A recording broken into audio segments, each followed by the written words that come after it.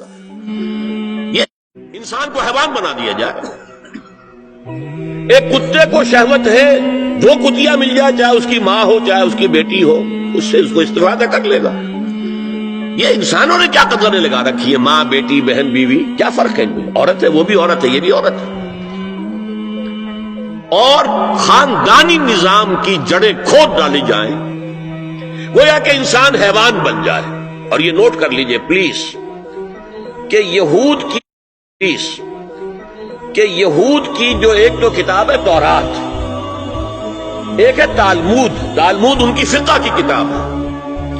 تالمود کی تعلیم یہ ہے کہ یہ باقی جتنے انسان ہیں، اصل انسان تو صرف ہم یہودی ہیں، یہ باقی جتنے انسان ہیں گوئمز، اور ان کے لیے دوسرا لفظ ہے جینٹائلز، یہ اصل میں انسان نما حیوان ہے.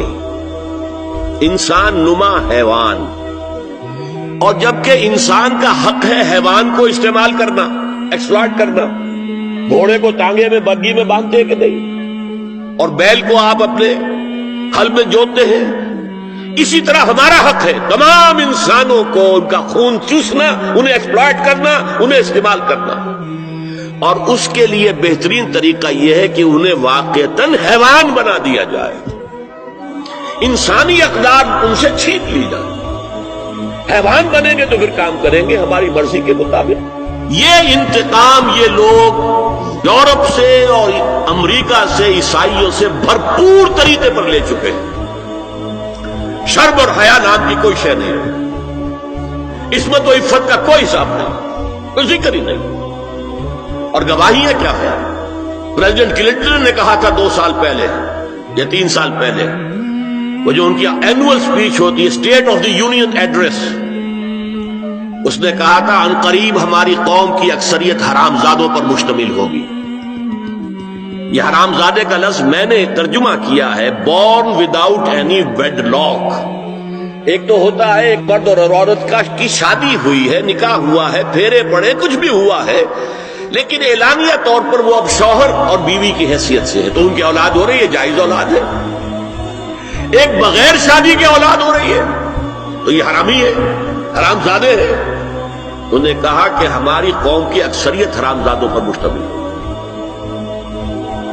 ہومو سیکسولیٹی، لیسبینز، گیز، اور بالکل ڈکلیئر کرتے ہیں. پادری ڈکلیئر کرتا میں گے ہوں، سینیٹر ڈکلیئر کرتا میں گے ہوں. انہیں کوئی شرم ہی نہیں، اس کے اندر کوئی حجاب نہیں، اعتراف کرنے کے اندر کہیں بھی کسی طرح کی رکاوٹ نہیں، ہچکچاہٹ ہی نہیں. جنسی لذت ہر طریقے سے حاصل کی جا سکتی. زنا بالرضا ہو تو کوئی جرم ہے ہی نہیں. ہاں زنا بالجبر ہو تو جرم ہے کہ یہ مغرب یہودیوں کی سازش کے تحت اور امریکہ کی عظیم قوت کو استعمال کرتے ہوئے، سول سپریم پاور آن ارتھ، آج یہ ہمارے گرد گھیرا تنگ کرتے چلے آ رہے ہیں کہ ہمارا معاشرتی نظام بھی تلپٹ ہو جائے، درہم برہم ہو جائے، ہماری اقدار بھی ختم ہو جائے، ہمارے ہاں بھی عورت اور مرد بالکل برابر ہونے کے مدعی ہو کر میدان میں آ جائیں، عورت مرد بن جائے، مرد عورت بن جائے، مردوں کی شادیاں ہو جائیں کہ ایک مرد شوہر اور ایک مرد بیوی اور رجسٹر ہو جائے شادی. لیسبینز کی شادیاں ہو جائیں کہ ایک عورت شوہر ایک عورت بیوی اور رجسٹر ہو جائے شادی. یہ سارا کام ناتل ارض ننقصها من اطرافها، اس کی مثال کیا ہے کہ پہلے اس پروگرام کے تحت 1994 میں کانفرنس ہوئی قاہرہ میں، عرب ورلڈ کا وہ مرکز ہے. دوسری 1 سال کے بعد کانفرنس کر دی بیجنگ میں، اور اس کے بعد بیجنگ +5 کانفرنس ہوئی ہے. نام اس کا کیا تھا کانفرنس کا؟ Women 2000، gender equality, development and peace for the 21st century. Preparatory document میں نمبر 1 ہومو سیکسولیٹی کو نارمل سیکسول اورینٹیشن قرار دیا جائے. کوئی جرم نہیں ہے. مرد مرد سے شہوت رانی کرے، عمل قوم لوط. ایک شخص جو ہے عورت سے اپنی خواہش پوری کرنا چاہتا ہے، ایک مرد سے کرنا چاہتا ہے، تمہیں کیا اعتراض ہے؟ نمبر 3 عورتیں گھر کا کام کاج کرنے سے انکار کر دیں یا اس پر ویج طلب کریں، مزدوری دو ہمیں، محنت دو تب ہم کام کریں. یہ چولہا جھونکنا، یہ روٹی پکانا، برتن دھونا، یہ اس کے لیے ہمیں اجرت چاہیے، لیبر چاہیے۔ نمبر 4، عورت حمل اور وضع حمل کی جو تکلیف برداشت کرے اس پر بھی شوہر سے اجرت لے۔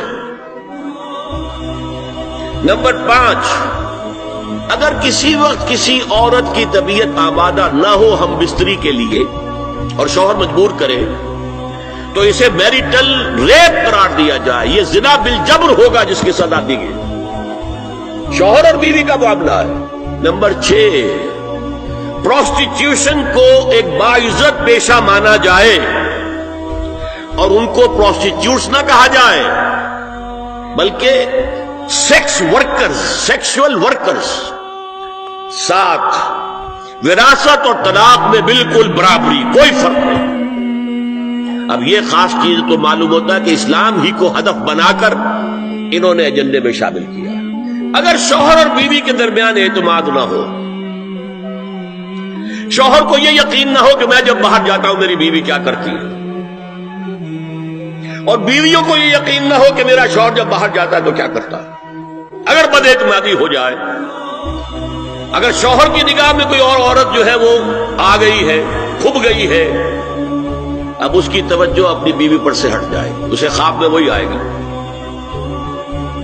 یہ بانڈ آف لو کمزور ہو گیا۔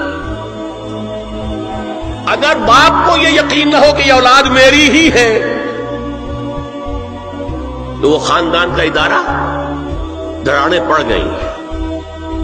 لہذا اس خاندان کے ادارے کو مضبوط رکھنے کے لیے سب سے اہم کام کیا ہے کہ جتنی بھی سیکشول اٹریکشن ہے یہ دو صنفوں میں، مرد اور عورت، یہ سینٹرڈ رہے، مرکوز رہے شوہر اور بیوی کے درمیان، انتشار نہ ہو، نگاہ ادھر سے ادھر نہ جائے، بلکہ ان کی پوری توجہ آپس